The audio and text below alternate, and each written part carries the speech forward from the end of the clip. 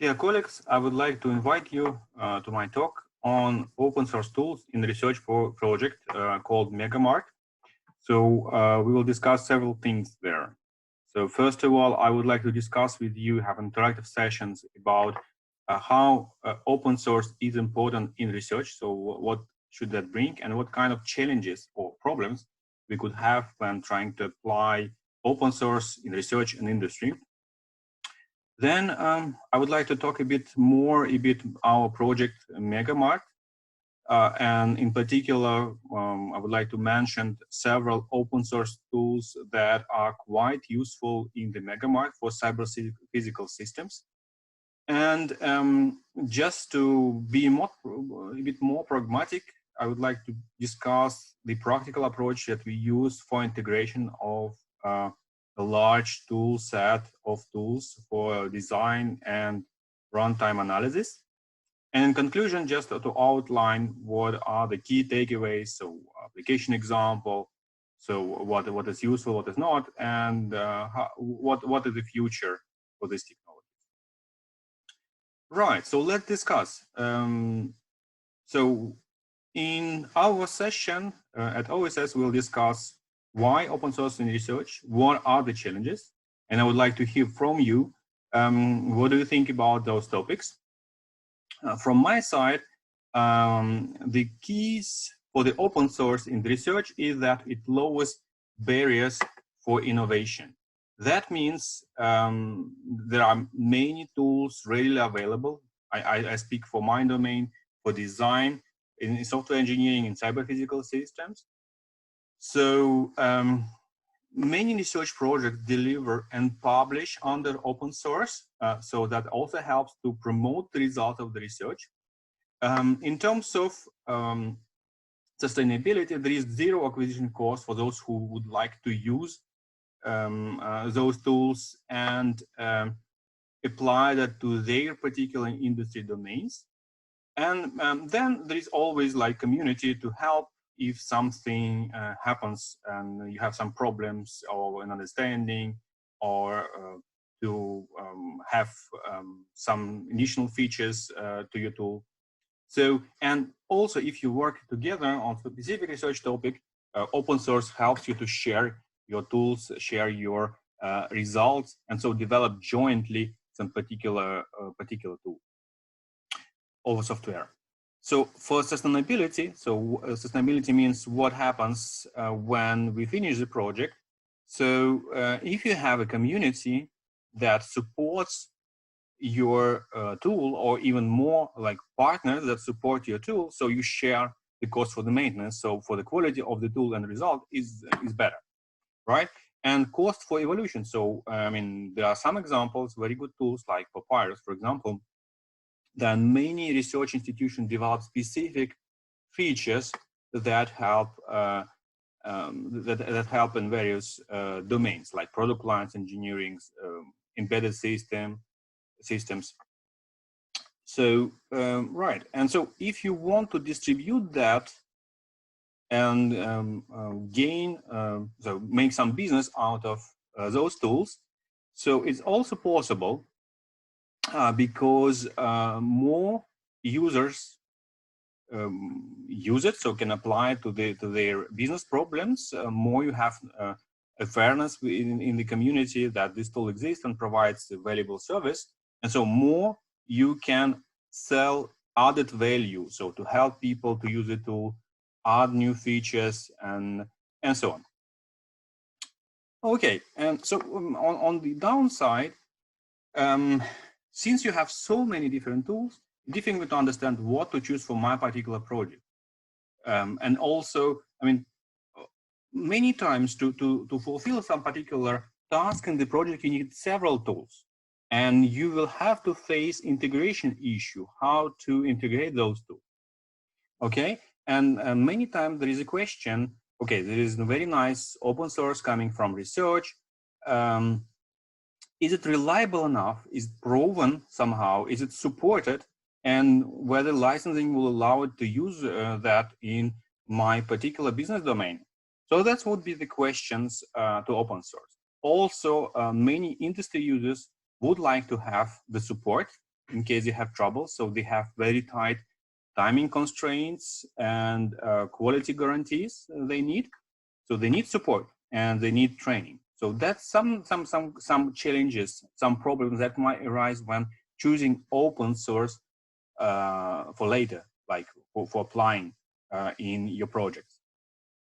Okay, so this is like an icebreaker introduction, and now I would like to discuss why we use open source in MegaM Rt project, what it brings to you, and so what the takeaways, what are the takeaways, so what you can do with that. Good. First of all, so the scope of the project is to help with specific methods and tools to cross the gap between the design time and runtime in cyber-physical system. To start, cyber-physical system are those modern, complex software that involves the systems that involve both hardware part, software part, and also it deals in the environment. It communicates with other systems, so it's very complex system. And we deal with the system on the let's say what we call system level, okay, at design time, when we discuss all the properties of this system, so we can use these models to drive implementation, to coordinate implementation effort, so which will result in specific executional artifacts, the hardware blocks, the software blocks, okay, that then will be executed in specific targets, in specific runtime environments, right? In railway, in automotive, and satellites, and telecom, right? And so many things can actually happen to the system during the runtime in this specific unclear environment, right? And so we cannot really predict all of that at the design time. And so we need to somehow to understand what happened. And our thought when we designed this project was that our design time artifacts can actually help to understand what are the problems, what is the behavior of the system at runtime. And so for that, we need specific techniques on system level, but also on runtime analysis level, so we could actually close this loop and develop system more efficient. Okay, so it's actually, so this kind of example of a cyber physical system, small one, it's kind of wearable network node called mode with some communication properties for short range communication, indoor positioning, tracking capabilities, right, developed by our partner Technia. And so they needed specific tools to be more effective, more productive. So the small company, but very innovative. And so this is what we can actually provide with our tools and that. The project is very huge. It actually runs in many different countries like Finland, Sweden, Czech Republic, Italy, France, Spain, with smaller and bigger companies, with research organizations. So, and I mean, there is so many different tools, different use cases, like we have at least 8 case studies, and so many different needs for design level, for runtime analysis, right? And so we need to integrate all of that. And so we used a specific tool set composed with open source tools and also commercial tools. In this tool set, majority of the tools would be open source, like Papyrus is a good example of that. Neo EMF, another one, VeriRTL, Modelio. And so they are kind of heterogeneous. Some of them are plugins for the Eclipse IDE, others kind of standalone clients based on Eclipse, or command line interface standalone tools, right? And so you need to deliver that and integrate to help end users to be able to quickly get the tool and be efficient and in using that. So we used this kind of practical approach. So we have a specific catalog on our website. I actually welcome you to visit that.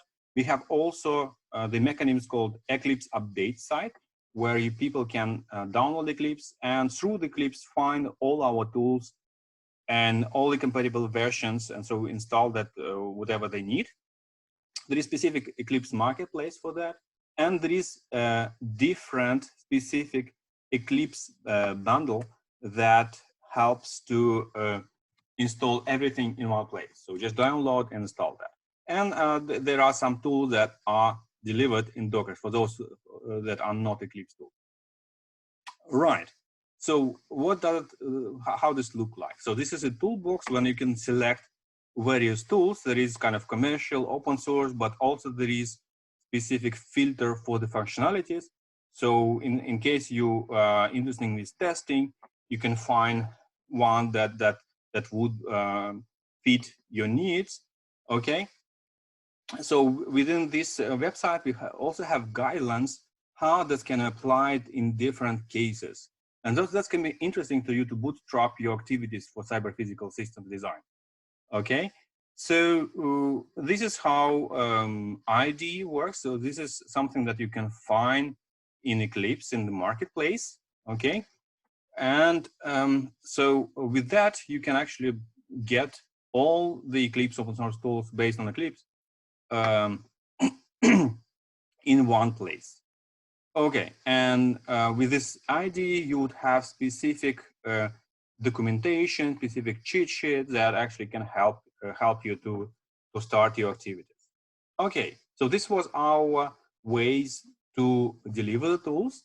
In conclusions, so actually these tools were proven in 8 different case studies, and this one that I showed you in the beginning, but from Technic, they actually use several open source tools to fulfill the design flow starting from requirements, then going to detailed design, runtime monitoring, and analysis. And what they showed, so we have had specific KPIs to detect whether we grow in efficiency for our development processes. And so they actually proved that they could earn, let's say, like 15% in early identification of design problems, improve in 20% predictability and conformance for their systems, and diminish by 40% work time to prepare the test cases. Okay, so that's actually very huge gains for them, and this is actually interesting. So they are going to use those tools further in their work. Okay, so in conclusions, so what you have right now, so from our project, so there is a bundle solution for the cyber physical system model-driven engineering that actually proven by various case studies, right? And those case studies generate you guidelines how to use those tools with specific examples, and they're available on the web, on our website. And at the end, we actually have support by our project community, various institutions, various organizations, academia, small companies, big companies. So, okay, there are a few caveats, so limitations. I mean, there are still many different tools, and it might be a bit difficult to choose the one that fit your needs exactly. So we invite you to contact us through the website or through the direct contact, and we will help you to get started. At the end, just to emphasize our key takeaways for these presentations, first of all, I mean, we presented in our paper in this presentation open source toolkit for cyber physical systems design and analysis, and this is validated in the industry, right? So it's nice. It's a very good guarantees for you to start with this project. And at the end, we also gave you few examples of practical ways to integrate your open source tools and to deliver them. Okay, I thank you very much for your time, and we'll be happy to talk to you directly during the conference, right? So have a look at our website, megamartexcel.eu. And I thank very much the authors, Jesus, Dragos, Hugo, Pierluigi, Lara, for this presentation and for this paper and contributions to this paper. Okay, thank you very much and see you very, very soon. Thank you.